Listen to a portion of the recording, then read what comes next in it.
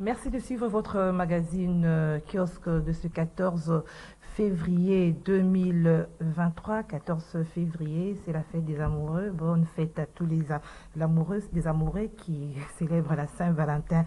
Bien sûr, la journée est pluvieuse. Madame, Monsieur, nous sommes là malgré cette pluie dans la capitale pour vous servir à travers ce magazine kiosque. Sans plus tarder, Madame, Messieurs, je m'en vais lire les titres de journaux parus dans la capitale c'est 14 février 2023. La prospérité a titré ce matin sous l'impulsion de Félix-Antoine Tshisekedi, Lutundula Mouyaya, le gouvernement Sama déterminé à combattre l'insécurité jusqu'au bout. À ce sujet, au sujet justement de l'insécurité à l'Est, l'agence congolaise de presse ACP a titré « Feuille de route de Luanda, blocage du processus pour non mise en œuvre par le Rwanda ». Et Forum des As revient à la charge pour dire que retrait de la paix à l'Est, retour de la paix à l'Est, Lutundula, la seule voie de sortie, c'est la mise en œuvre de la feuille de route de Luanda. Et le journal Ouragan qui signale les manifestations qui s'intensifie contre les déploiements de la force régionale. Tôt le matin de hier lundi, écrit ce journal, les jeunes universitaires de Goma au Nord Kivu ont pris d'assaut les grandes artères de la ville en scandant deux slogans interpellant les troupes de l'EAC. Ils ne feront rien pour contraindre les terroristes du 1-23 RDF à quitter les localités sous leur contrôle, a dénoncé Moindo, un étudiant de Litigo. Voilà. Nous avons deux invités dans ce plateau de kiosque. Alors, il y a un troisième qui va arriver, qui est en route. Les deux sont déjà là. Alors aujourd'hui, nous allons parler justement de cette situation de l'Est avec notamment le plan des déploiements un peu plus large établi par le chef de l'État de l'EAC lors de leur dernière réunion, alors que la population continue à demander le retrait de cette force régionale pour l'inefficacité. Voilà les chefs de l'État qui établissent, le chef d'État de l'EAC bien sûr, qui établissent un plan un peu plus large. Ces plans prévoient notamment que les troupes de Burundi vont s'installer à Saké. Là, c'est le troupe de Burundi. Et puis, à Saké, à Kiroliwe et Kichanga. Et puis, pendant que celles du Kenya vont contrôler Kibumba, Tongo et Kishiche, l'armée ougandaise va s'occuper des Bunaganda, Kiwanja, Rutshuru et de la région Mabenga. Les troupes sud-soudanaises vont se partager le contrôle de Rumangabo avec les Kenyans. Le gouvernement, à travers le vice-premier ministre des Affaires étrangères, a réagi par rapport à cela. Et nous allons commenter et analyser le briefing d'hier avec le vice-premier ministre de l'Intérieur et le ministre de la Communication et Médias. Voilà, le premier sujet, c'est la sécurité à l'est de la République démocratique du Congo. Deuxième sujet, c'est l'opération Coup de poing qui se poursuit. Cette opération qui s'est poursuivie hier à Lemba. Et tout a été rasé du côté de Lemba, station-service, maison, toutes les constructions anarchiques, aussi des places historiques, bien connues à Lemba, qui ont été rasées. Nous allons analyser également ces sujets avec nos invités. Je ne monopolise pas la parole. Nous avons le premier invité, Edi Kabeya. Bonjour. Bonjour madame. Tout le plaisir est pour moi d'assister à cette émission, envie d'apporter une pierre à l'édifice pour la construction de la République démocratique du Congo à travers bien évidemment ces analyses combien louables et importantes pour le bien-être du peuple congolais. Voilà. Merci Edi Kabeya. Alors en face d'Edi Kabeya, c'est Nikez Moujani. Bonjour Nikez. Oui, bonjour madame Gisèle. Je suis content encore de revenir après 2 semaines, je crois, d'absence.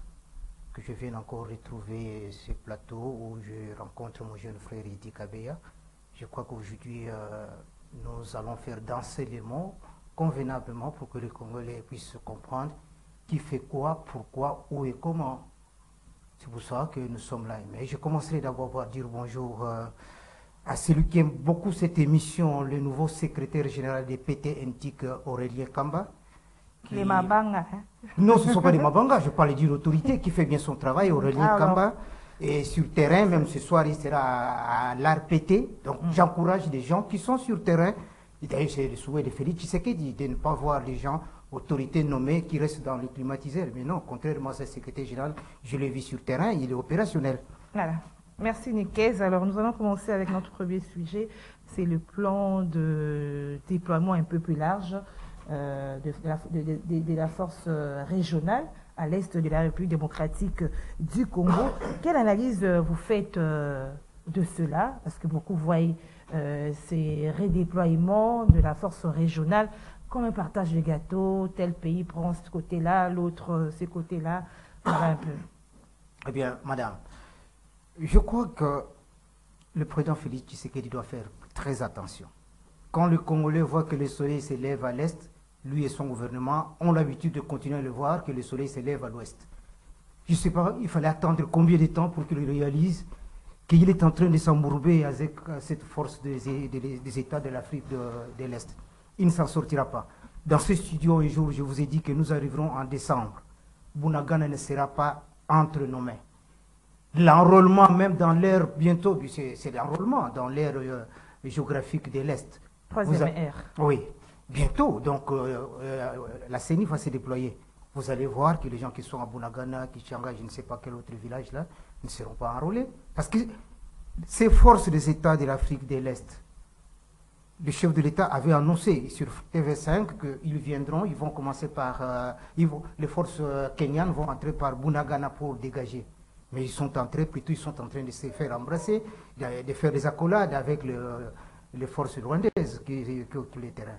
Donc, redéploiement, large déploiement, tout ça sont des termes. Partage du gâteau, bien s'installer, je ne les vois pas en train de faire la guerre au M23. Ce sont les oiseaux de même plumage. Il faut que les chefs de l'État puissent prendre vraiment les taureaux par les cornes pour ne pas laisser ces gens ici. Parce que la population a décrié il n'y a pas longtemps la MONUSCO. Quelle est la différence entre les casques bleus critiqués hier et ces forces qui viennent d'arriver des États de l'Afrique de l'Est? Il faut faire beaucoup plus attention. Large déploiement, ne vous fiez pas. Ils ne vont pas faire partie de ces gens-là. Kagame, c'est quelqu'un qui ne tempère pas, qui ne comprend que les langages des armes. Parce que ces gens-là, au lieu d'ouvrir le feu sur les hommes de Kagame, ils sont en train de les caresser, en train de manger des gâteaux. Kagame ne comprend que les langages des armes. Il n'y a pas un autre langage. Il est éduqué, il a grandi comme ça, dans la violence. On ne répond à la violence que par la violence avec ce genre d'hommes. Madame Gisèle, large déploiement ou pas, ça, les Congolais sont en train de s'enfoncer le doigt dans l'œil jusqu'à l'omoplate. Alors, qu'est-ce que vous pensez de la réaction du gouvernement qui a promis de se prononcer par rapport à cela? Aussi a dit le vice-premier ministre, tout ce qui n'est pas de la logique de la cessation des hostilités par la M23, le gouvernement ne va pas adhérer à cela. Ah bien, mais quand le ministre, vous savez, en politique, lorsque le chef, le ministre des Affaires étrangères parle, tout comme le ministre de l'Intérieur, ce sont des autorités politiques. Lorsqu'ils sont devant les caméras et les micros, ils mettent un peu de gants. Mais quand vous les rencontrez en aparté, en âme et conscience, ils sont d'accord, ils sont en train de voir que la situation n'évolue pas en termes de paix. Vous savez, ce monsieur-là, il ne trouve pas ses solutions autour de la table. Ce n'est pas pour rien qu'il s'est préparé à bien s'équiper. On lui demande de dialoguer avec ses frères rwandais, comment on appelle ça, FDLR. FDLR, il ne veut pas. Lui, il ne compte que sur les armes. Donc, quand le ministre s'inquiète de cette manière-là, il a raison, mais malheureusement, il ne peut pas le dire au micro des journalistes. Il y a inquiétude, la situation est compliquée. Seules les armes peuvent mettre la paix à l'Est. Adolphe Mouzito l'avait souligné dans son temps, beaucoup d'autres Congolais l'ont toujours souligné, que notre armée s'assume. J'ai entendu aussi le président de l'Assemblée nationale le dire, Christophe Mbosso, notre armée doit s'assumer. Uhuru Kenyatta l'avait souligné, que organisez-vous Congolais pour défendre votre territoire. Si vous continuez à faire confiance à ceux qui viennent vous faire des médiations, c'est là, vous n'allez pas vous en sortir, car ces gens-là cherchent aussi à avoir leur part du gâteau. Ça, c'est Uhuru Kenyatta. Congolais, organisez-vous, assumez-vous pour défendre votre territoire. Comptons plus sur notre armée que ces histoires-là, force des États de l'Afrique de l'Est ou ceci, cela. Tout ça, c'est donner une culotte à un chien. Il n'y aura pas de place pour sa queue. Alors, Eddy Kabea, quelle analyse vous faites de cette publication du nouveau plan de déploiement de la force régionale sur le territoire congolais? Madame, je crois que la question que l'on doit se poser de toutes mes lèvres est celle de savoir pourquoi il y a toujours eu cette présence étrangère intéressée, vigilante et impitoyable pour mettre à contribution nos vies et nos faiblesses. Et quant à nos faiblesses également, ça constitue un moyen facile ou naturel de maintenir ce système du colonialisme ancien et de faciliter l'avènement du nouveau.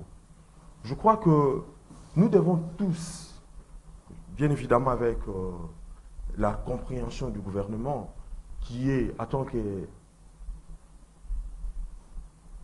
les garants des bonnes institutions, du bon fonctionnement des institutions, l'État est interpellé par rapport à cette situation. Moi, je me demande le mandat de cette force qui est donc déployée. Est-ce que cette force était venue pour jouer ou faire n'importe quoi? Cette force était venue pour l'offensive, défendre l'intégrité territoriale de la République démocratique du Congo. Étant donné que, dans ces moments-ci, le Congo est incapable de se prendre en charge lui-même. Mais maintenant, face à cette situation, madame... Le Congo est incapable de se prendre en charge? Oui, parce que lorsqu'il y a déploiement des forces, cela veut dire que notre armée est incapable de donc mieux faire la force doit rester, elle doit aller alors... Non, elle doit occuper tous les territoires. Moi, j'estime que la force ne doit pas rester, madame. Vous dites que le Congo est incapable. Oui, madame, nous, au niveau interne, nous devons nous organiser pour que la situation de l'insécurité puisse se terminer à l'est de la République démocratique du Congo. C'est dans cette optique aussi qu'il faut comprendre, madame, que le monde de la guerre est devenu un monde dangereux. Parce que si la bipolarité structurelle d'autrefois aurait permis que des conflits identitaires ou nationaux qui bouillonnent sur la surface des États issus de la colonisation soient étouffés, mais aujourd'hui, il n'en est pas ainsi. C'est depuis 1990 où il y a eu la force, les FDLR au niveau du Rwanda, qui ont fait leur entrée en République démocratique du Congo. Malheureusement, ils étaient armés, alors que les gouvernants de l'époque n'ont pas pu identifier ces gens-là. Aujourd'hui, on nous parle d'une guerre asymétrique, non conventionnelle. Aujourd'hui, il y a les déploiements de ces forces. Alors que Kagame aussi a un argument qu'il est en train de donner, que les FDLR constituent un danger pour son pouvoir. Mais il ne veut pas dialoguer avec les FDLR, cependant. C'est ça le mal. Vous voyez, madame, moi je crois que nous devons nous organiser sur le plan interne pour bouter l'ennemi dehors. Parce que... C'est-à-dire quoi, faire la guerre? On doit, en fait, faire la guerre, on doit le faire de la manière dont la guerre se déroule au niveau de l'Est de la République démocratique du Congo. Parce que vous... Et soyez un peu explicite, hein, par rapport à je suis cela, explicite pour dire ceci, parce qu'aujourd'hui, les FARDC ont récupéré un certain nombre de territoires. Parce qu'il y a des situations, parce que la situation de la guerre ou de l'insécurité, ou la situation de l'armée, c'est une situation un peu qui ne peut pas être divulguée aux grandes dames, mais seulement, je vous informe que sur le plan interne, nous devons nous organiser pour mettre fin à cette insécurité à l'est de la République démocratique. Madame, mais on a suivi le chef de l'État depuis le Comore, il a dit qu'il ne s'inscrit pas dans la logique de la guerre. Qu'est-ce que vous pensez? La logique de la guerre que le chef de l'État a dit, il est dit, bien sûr, mais seulement sur terrain. Ce n'est pas la réalité qu'il est en train de dire. Sur le terrain, il y a la guerre. C'est un peu de l'hypocrisie. Ce n'est pas de l'hypocrisie, je pense qu'on ne peut pas... On cache un peu une réalité. Non, non, ça cache...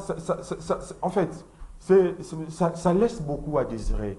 Mais seulement, sur le plan interne, le gouvernement ou le président de la République est donc déterminé pour mettre fin à cette situation de l'insécurité. Merci. Ça doit passer bien évidemment... Vous voulez ça doit passer bien chose, évidemment avec la guerre sur terrain.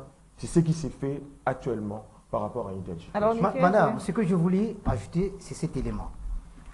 Il me paraît beaucoup plus indispensable que les Congolais le sachent, que le pays est en guerre, quand bien même le chef de l'État ne veut pas passer devant les deux chambres et lui déclarer que le pays est en guerre. Lorsqu'il y a des dépenses militaires pour l'armée qui est au front, comment dans un pays où il n'y a pas la guerre, l'armée fait quoi au front? Et nous sommes au front, pas entre nous avec une rébellion. C'est connu que notre armée est au front en face des forces rwandaises. Lorsqu'un État voisin attaque un autre, vous appelez ça quoi? Une caresse? Ils viennent faire la Saint-Valentin? Non, il ne s'agit pas de ça. Nous sommes en guerre, nous devons nous assumer. Laurent Désiré Kabila, à l'époque, il n'a pas déclaré la guerre parce que le contexte s'est présenté de façon brutale. Le RCD est né, ceci, cela. Il a fait appel aux forces qui sont venues à sa rescousse. Donc, nous avons intérêt pour l'instant à ce que notre armée puisse s'assumer. J'ai suivi dernièrement au Rwanda le ministre des Affaires étrangères, M. Robota, qui était devant l'Assemblée nationale rwandaise. Il dit, nous devons prendre des dispositions pour nous défendre, parce que nous ne savons pas que prépare la RDC. Et pourtant, ce sont eux qui ont attaqué la RDC. Le monde entier connaît bien que nous n'avons jamais vu l'armée congolaise ou des troupes d'une manière ou d'une autre congolaise entrer au Rwanda, entrer en Ouganda. Dans cette histoire de déploiement, large déploiement, quand j'entends parler... Beaucoup voient en cela un morcellement du pays. Hein. Exactement, on crée la balkanisation. Chaque pays parce que quand ces gens-là, ça c'est une zone tampon, on appelle ça en termes zone tampon. Beaucoup de pays, même le Soudan du Sud et le Soudan, avant d'être divisés, on crée d'abord une zone tampon. Ce qui est en train de se faire là, c'est périlleux pour le pays. C'est une zone tampon, parce que les FARDC n'ont pas droit là-bas, ils n'accèdent pas. Et quand les FARDC se battent, ces armées invitées des États de l'Afrique de l'Est n'accompagnent pas les FARDC. Alors, ils sont venus faire quoi? C'est trop dangereux. Ils sont en train de créer une zone tampon. Le peuple doit s'éveiller. Alors, comment expliquer, Nikes Bouzjani, alors qu'il y avait déjà un chronogramme établi pour le retrait du 1-23 de zones occupées qui n'a pas été respecté, et les chefs d'État des États de l'Afrique de l'Est mettent encore un autre chronogramme? Est-ce que cette fois-ci, le 1-23 va le respecter ou comment? Je ne crois pas. Ce sont des gens qui ne connaissent que le langage du feu. À Luanda, il était convenu dans l'un des paragraphes de ces accords-là de Luanda que dans le délai qui était imparti, si les M23 ne se retiraient pas, on devait ouvrir le feu sur eux. Chose qui n'a pas été fait. Ce qui n'a pas été fait. Et ils n'ont plus évoqué pourquoi on n'a pas ouvert le feu. Jusqu'aujourd'hui, aucun Congolais ne sait pourquoi ce qui était prévu à Luanda dans telle disposition, qu'on devait ouvrir le feu si à la date qui était fixée, le M23 ne se retirait pas. Ces organisations, tous ces pays, personne n'explique pourquoi ils n'ont pas ouvert le feu sur ces envahisseurs. Jusqu'aujourd'hui, silence radio. C'est là, c'est périlleux. Le complot est grand. Il faut que le chef de l'État puisse bien s'asseoir, pas sur le même fauteuil de chaque jour. S'il faut s'asseoir même à Kingakati, s'il faut s'asseoir même à Maluku, il faut le faire parce que le pays est en danger. Ça, c'est une zone tampon. Déploiement là, ne croyez pas que ça va contraindre les M23, madame, à replier bagage. Non. Il n'y a que le feu qu'ils peuvent comprendre.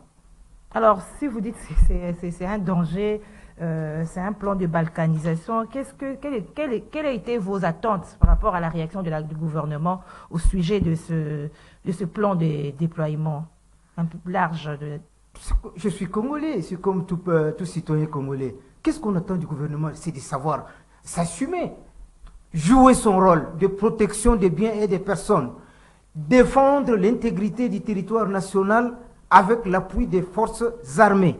Et nos forces armées doivent être équipées par qui? Par le gouvernement. C'est tout ce que j'attends comme Congolais du gouvernement. Et c'est tous les Congolais qui me suivent maintenant sur la radio Liberté Kinshasa et sur CCTV savent très bien que nous avons besoin d'un chef d'État et son gouvernement qui doit défendre l'intégrité du territoire.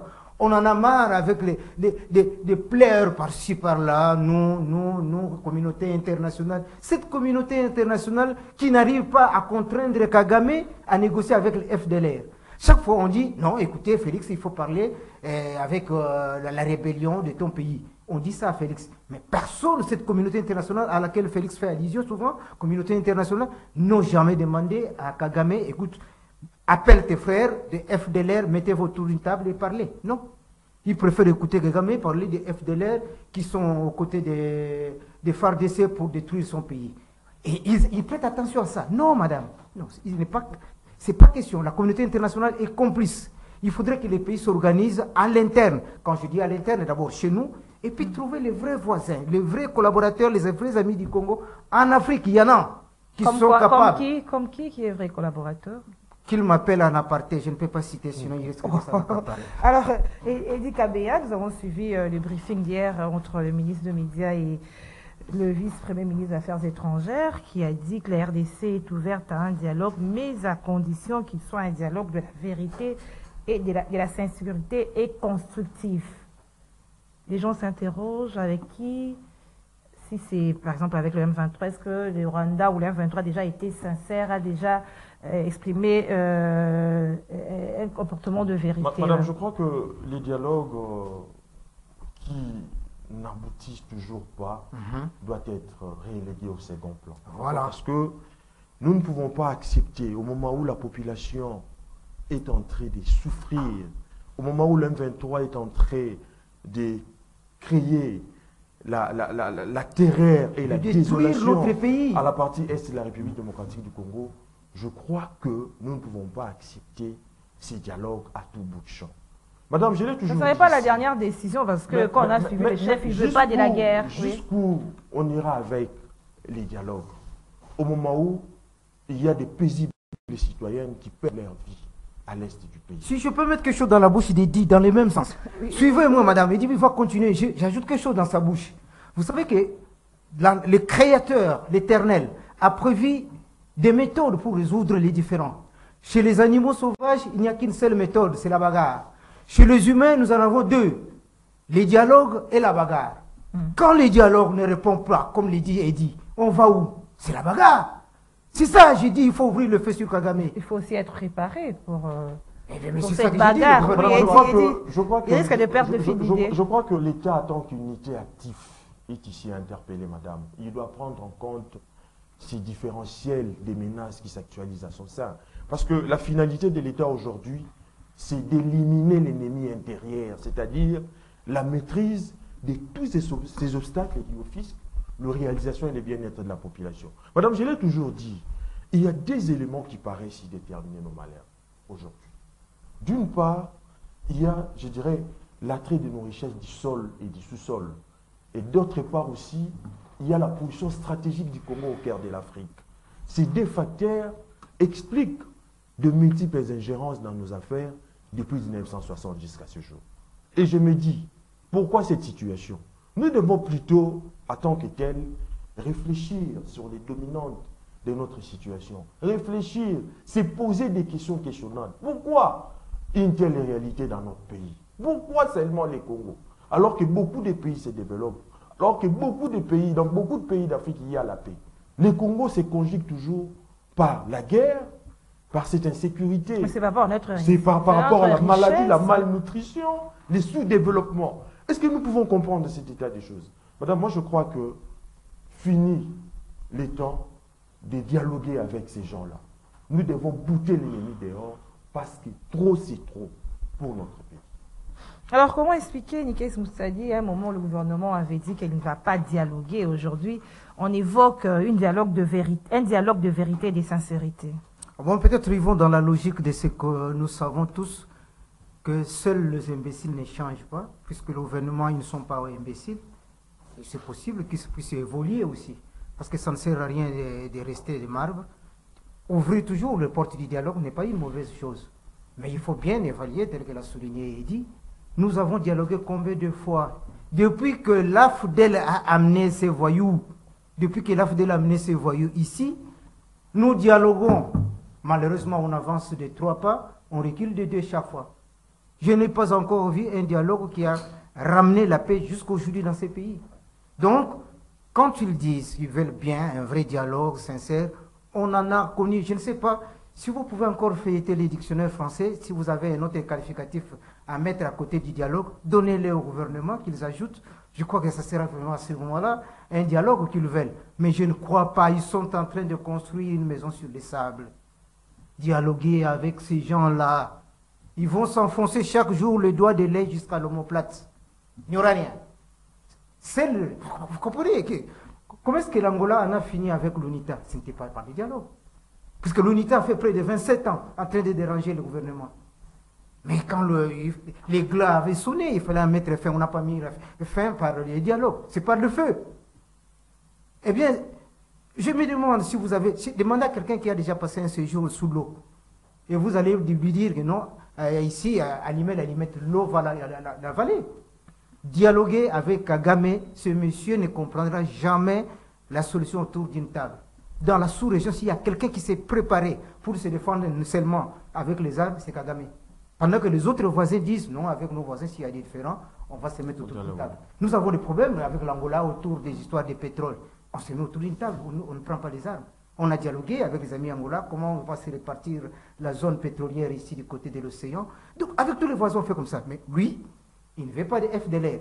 Et pourtant, les FDLR, ce n'est pas les Zaïre de l'époque, la RDC qui avait invité les FDLR. Si lui, Kagame, n'avait pas abattu l'avion d'Abiyarimana, il n'y aurait pas de FDLR. C'est une façon pour moi de reculer un peu dans les temps. Kagame n'aime pas la table. Sinon, il n'allait pas ouvrir le feu sur l'avion du fait président Abiyarimana. Parce que quand l'APR menaçait le gouvernement Abiyarimana, tout le temps, on a organisé des dialogues. Il y avait tout le temps des dialogues, ce qu'on appelle Arusha. Il y avait toujours des négociations à Arusha entre l'armée et l'APR de Kagame et puis l'autre. Malheureusement, comme le monsieur, il ne gagne pas autour d'une table, il gagne par les armes. Kagame a ouvert le feu sur l'avion d'Abiyarimana et tout est parti de là pour qu'il y ait chambardement jusqu'à ce qu'on a vu aujourd'hui ce qu'on appelle les FDLR. C'est Kagame, lui, c'est le langage du feu. Ne lui amenez pas de l'eau. Et surtout, vous voulez éteindre le feu avec de l'eau propre. Non. Quand il y a incendie quelque part, madame, je demande à M. Lutundula Christophe, on n'éteint pas le feu avec de l'eau potable. Même l'eau sale va éteindre. Alors, ne pouvons-nous pas, la RDC bien sûr, donner une dernière chance au chef de l'État de l'EAC qui, à travers ce redéploiement, peut-être il y aura une solution cette fois-ci. Ils sont déterminés à en finir une fois de plus avec le M23. Et là, c'est pas une fois pour tout, hein? Ça, madame, je ne crois pas que c'est avant décembre que vous allez trouver le bout du tunnel avec cette organisation. Je vous l'ai dit, je ne sais pas, vous donner en pari quelque chose. Mais je vous l'ai dit, nous arriverons jusqu'en décembre. Ces redéploiements-là, larges ou grandioses ou quoi, nous arriverons en décembre. Bunagana ne sera pas entre les mains de Sama Lokonde. Pourquoi c'est pessimiste? Je suis en train de voir comment les gens dansent. Je suis en train de voir. Et je connais bien, j'ai des informations, je suis journaliste d'investigation, je connais ce qui se profile de l'autre côté. Et ce que je sais, c'est fort possible que les chefs de l'État les sachent déjà aussi, même le ministre des Affaires étrangères. Ces gens-là, ils ne sont pas gentils avec nous. Ils se préparent quelque chose. Ça ne sert à rien de continuer à rêver au-delà de notre sommeil. Quand on a fini de dormir, pourquoi continuer à rêver? Il faut agir. Voilà. Merci Nikez Moujani et Dikabeya. Avec cette situation à l'Est, les élections, le calendrier de la CENI ne va pas être perturbé. La CENI annonce pour ce 16 février déjà le début de la troisième ère opérationnelle, du troisième ère opérationnelle à l'Est de la République démocratique du Congo à travers ces opérations de d'enrôlement et d'identification des électeurs. Est-ce que vous croyez que des zones comme Boudaganda, Kassité, Niké ils auront aussi droit à ces opérations? Madame, moi je crois qu'on doit déjà réfléchir pour les reports, je dirais même de l'ensemble du processus électoral en République démocratique du Congo. Comment ça? Parce qu'avec l'insécurité, nous ne pouvons pas, le pays ne peut pas organiser les élections à ces conditions-là. D'abord, ce qu'il faut faire, il faut mettre fin d'abord à cette situation de l'insécurité. C'est ça la première des choses à faire. Et puis, en deuxième lieu, il faut organiser les élections.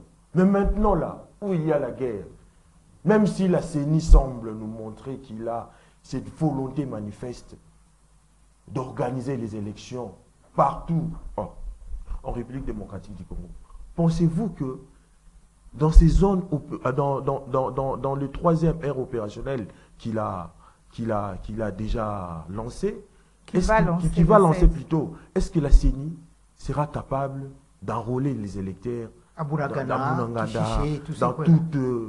dans tous ces territoires occupés par... Il y a risque de les filtrer. Hein. Madame, donc je crois que... Ce sont des Congolais, ils n'auront pas accès à leur carte. Il faut dire la vérité au peuple congolais. Il faut qu'il y ait report de l'ensemble des dossiers électoraux. Le train qui est déjà en marche. Mais malheureusement, le pays est insécurisé. Malheureusement. Je crains quand il dit... Il y a le 23. Je balaye un peu du revers de la main, madame, quand mais il on dit... a eu élection, en 2011, 2018, avec cette partie de l'Est, l'Est du pays avait toujours... C'est vrai, il y a l'insécurité, je suis d'accord avec Eddy. Mais ma crainte, si on doit continuer... Et oui, je veux... Eddy, donne-moi une seconde, je t'en donnerai 3. C'est moi qui accorde la parole. Hein. Bien, d'accord. Merci, madame. Donc, c'est trop dangereux. Les gens là-bas ne vont pas s'enrôler.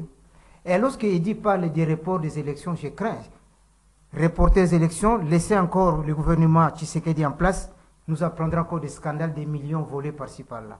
Je ne voudrais plus entendre, ça fait trop mal, que non, on a volé 30 millions. Et on connaît bien ceux qui volent, ils vont en prison, c'est juste pour une semaine, après, ils sont libres. Donc, dire que Félix franchisse encore comme ça, parce qu'il y a une sécurité, il faut trouver, on doit réfléchir. Qu'est-ce qu'il faut faire par rapport à ces problèmes de sécurité? Mais ne pas aller aux élections cette année, ça, je crois que c'est mettre la cuillère chaude sur ma tête. Je n'aimerais pas ça. Il faut qu'on aille aux élections pour qu'il n'y ait plus de vol de millions. Les régimes volent trop de millions tout le temps à volatiser. Les Congolais se demandent, ça part où? Et pourquoi ceux qui le volent, on connaît bien, on les cite, ils sont libres. Mais aujourd'hui, aller en prison. Madame la ministre a fait un constat amer, madame. Près de 70% des détenus de Makala ne sont pas condamnés. Ils sont en détention préventive. 70% à la prison de Makala. Oui. Et pourtant, ils sont vers les 7 ou 8 000 prisonniers. Mais dernièrement, on a libéré, je crois, 500. C'est à peu près 500 que madame a libéré. Ce sont des gens qui étaient condamnés. On vient de leur accorder la libération conditionnelle. Elle pouvait bien aller parce qu'elle a le pouvoir. Elle pouvait aller au-delà des 500. Mais la plupart... On donne cette libération conditionnelle aux gens qui sont condamnés, qui ont déjà presque expiré 3/4 de leur punition, 3/4 de la condamnation, ils ont déjà consommé ça. C'est là où ils ont droit à être acquittés. Mais madame la ministre n'en arrivait pas parce qu'elle est maman, elle a vu des gens, près de 70% qui remplissent la prison de Makala. Ce sont des gens qui sont en détention préventive. Qui les a mis en détention préventive? Ce sont nos magistrats. Ce ne sont pas des Rwandais. Alors la faute incombe beaucoup. Eh bien là, la justice congolaise est en train de violer les droits des citoyens congolais. Je n'aimerais pas pleurer comme Madame Rose Mutombo. J'en appelle à nos compatriotes qui sont magistrats, juges par-ci par-là, de savoir que ceux qui sont en prison, ce sont leurs compatriotes. Ils ne sont pas allés en prison pour y mourir. C'est juste une punition. Garder quelqu'un en détention préventive près de 5 ans, 10 ans, c'est criminel. Qui fait ça, c'est un Congolais à un Congolais. Nous pleurons aujourd'hui pour nos frères que les Rwandais maltraitent à Kichiché, Bunagana. Et voilà maintenant à Kinshasa, près de 70% des Congolais en prison, mais en détention préventive. Qui ont les derniers mots? Ce sont des Congolais qui sont dans des parquets et des tribunaux. Ils laissent leurs compatriotes dans cette situation. Alors vous avez contredit et dit en disant qu'il faut qu'on aille aux élections, même avec l'insécurité qui On doit aller aux élections, mais on doit mettre les mécanismes de telle sorte que cette insécurité disparaisse avant la fin des échéances électorales. Il faut que le gouvernement mette tous les paquets, qu'il n'y ait plus d'insécurité à l'Est, mais on doit aller aux élections. C'est ce qu'attendent les Congolais. Madame, je crois que dire que laisser Tshisekedi, c'est en fait une mauvaise chose. Je crois que c'est... moi, je m'inscris en faux face à une telle analyse. Pourquoi? Parce que si je parle du report des élections, c'est parce que l'implication du Rwanda et son allié du M23 par rapport aux zones occupées par ces gens-là devient vraiment indiscutable. Voilà pourquoi je me dis qu'il faut un report dans ce sens-là. Mais par rapport parce que dans le pays, il n'y a pas seulement la priorité de l'insécurité à l'est du pays. Dire que le président de la République, Félix Tshisekedi, n'a rien fait avec ce qui se passe, des détournements des deniers publics, je crois que cela relève d'une certaine mauvaise foi. Pourquoi? Parce que le chef de l'État a cette volonté manifeste de mieux faire les choses. Mais malheureusement, peut-être, il est trahi par son entourage.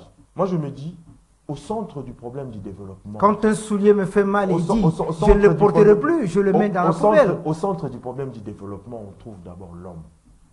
L'homme de science, homme de conception et de réflexion. Et même, bien sûr, des citoyens honnêtes ayant une mentalité tournée vers le développement grâce à une certaine vertu. Mais je crois que l'un et l'autre manquent encore dans l'entourage du chef de l'État. Je crois que le premier doit encore se former et puis se discipliner.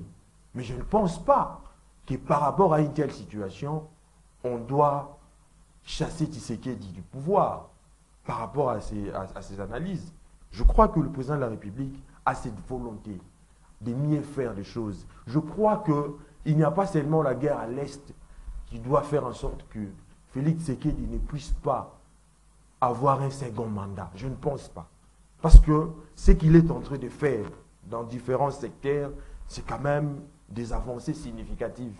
Mais seulement, il faut voir les choses autrement. Voilà pourquoi je me dis qu'il faut nécessairement envisager le report du processus électoral. Merci Eddy. Alors nous tournons déjà vers la fin.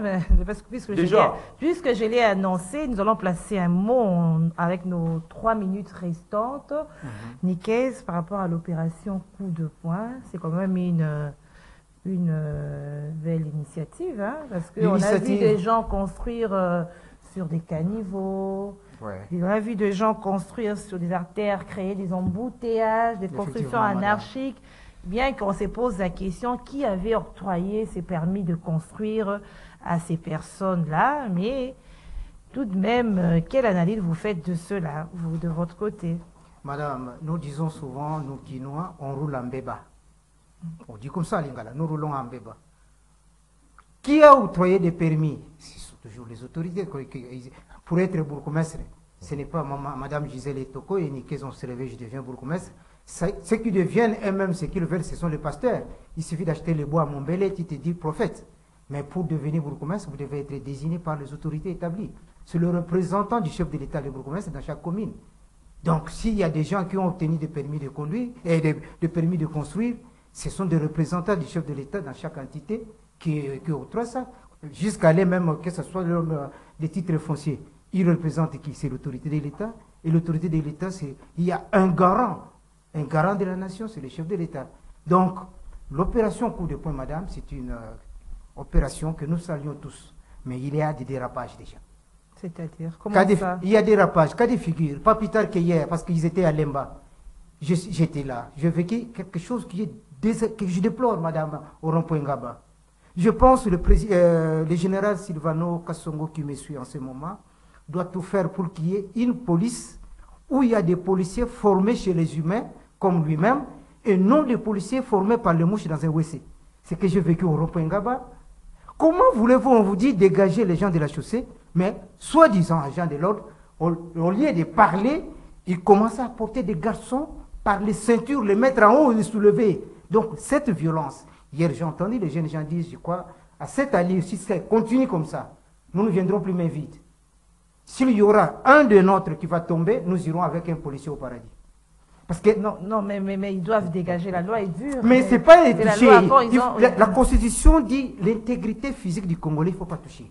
Autant parler aux Congolais, mais c'est qu'ils ont amené la brutalité, toucher les individus qui sont là avec soit la monnaie ou vendre quelque chose. Mais toi, parce que tu es policier, tu as une arme, tu vas les tenir autour des hanches jusqu'à les soulever comme si tu veux soulever. Des fois, ces gens sont têtes aussi, on leur dit de quitter. Quand le policier tourne les dos, les policiers utilisent les menottes. Celui qui n'obéit pas, on les menotte. Mais pas les tenir comme ça dans le terme qu'on fait la bagarre. Les menottes et la matraque, c'est pour les policiers.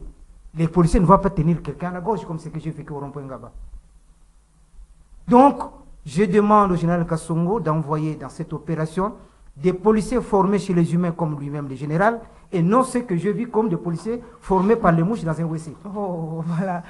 Pas des gros mots, il faut atténuer vos mots. Alors, Eddy Kabeya, certains... Le général donne des exemples, le général Kassongo donne un bel exemple des policiers. Certains estiment que ce n'était pas la priorité pour la ville de Kinshasa. Kinshasa a vraiment beaucoup d'autres priorités, routes et autres. Il fallait penser à ces autres priorités, l'insalubrité, au lieu de casser ces infrastructures. Madame, je crois que c'est avec beaucoup de difficultés, mais également avec beaucoup d'espoir que notre pays attendait l'avènement des autorités qui devaient au moins répondre à leurs attentes. Mais malheureusement, cette situation devient déplorable. Parce que je crois que face à une telle situation, la responsabilité est donc partagée. Comment ça? Partagée pourquoi? Parce que il y a des constructions anarchiques dans la ville-province de Kinshasa. D'où il faut un retour à la normale pour que la situation soit changée. Les routes sont devenues dégagées, ouais, hein? Il n'y a plus d'embouteillage dans certains endroits. De l'autre côté, la responsabilité aussi incombe aux autorités urbaines. Pourquoi je dis ça? Parce que d'aucuns comme nous qualifient la République comme un terrain d'intelligence mis au service de la population. Mais avec ce que nous voyons aujourd'hui, on a quand même l'impression que la République devient un terrain d'expérimentation, ce qui est convenu d'appeler une sorte de désordre qui n'augure pas de perspectives intéressantes. Pourquoi? Parce que, pourquoi ne pas prendre des mesures avant qu'il y ait de telles constructions en amont, hein? En amont, oui. Pourquoi? Je me dis, madame. Parce qu'aujourd'hui, l'homme, c'est le rouage du mécanisme qui engendre le développement. L'homme doit avoir une conception de voir les choses. Parce que l'homme conçoit d'abord, puis matérialise et objective ses idées. Mais en conséquence, je crois que ceux qui s'abstiennent de ce travail de la conception ou les négligent ne peuvent rien créer de durable. Leur état d'esprit, par contre, va favoriser la confusion et les chaos. C'est ce que nous voyons avec ces autorités urbaines. Qu'est-ce qu'ils avaient prévu au départ pour qu'il n'y ait pas cette construction anarchique? C'est ça le problème, c'est ça le comble. Voilà, mais moi, je crois que, quant à moi, j'estime que le président de la République a une vision de mieux faire les choses et je crois également à sa bonne foi d'intérioriser l'idéal à ses collaborateurs pour que de telles histoires ne se répètent plus. Merci Eddy. Alors, Nikes, oui, en 30 secondes, parce que c'est exactement. Je voudrais justement terminer un petit propos qui est en train de tourner sur ma langue. Je ne voudrais pas aller avec chez moi. C'est en ce qui concerne le chef de l'État. Je suis d'accord avec lui. Je l'ai côtoyé depuis les rassemblements, je l'ai accompagné. Mais là où il est arrivé au sommet, il s'est entouré de vautours. C'est à lui de donner un coup de balai pour que ce qu'il pense dans sa tête, qu'il puisse avoir des collaborateurs qui peuvent l'amener jusqu'au bout. Alors, l'opération coup de poing, il faut qu'on puisse réajuster. C'est une bonne opération que les choses soient réajustées. Par rapport à l'Est, je suis en train de me résumer un tout petit peu, par rapport à l'Est, que le gouvernement s'assume. C'est pour ça qu'il est gouvernement, c'est-à-dire sécuriser l'intégrité du territoire, les biens et les personnes, c'est entre ses mains. Voilà, madame, je vais terminer pour dire merci à tous les téléspectateurs qui tirent attention à cette émission. C'est moi qui remercie. Moi aussi, je remercie. Voilà. Vous nous invitez. Kiosque est fini, madame, monsieur. Nous sommes arrivés à la fin. Merci Nikes Moujani. Merci à Eddy Kabeya. Merci à l'équipe technique. Merci à nos fidèles téléspectateurs et auditeurs de Kiosque. Merci de nous faire confiance. Nous nous retrouvons demain à la même heure avec le même plaisir sur la même chaîne. Au revoir.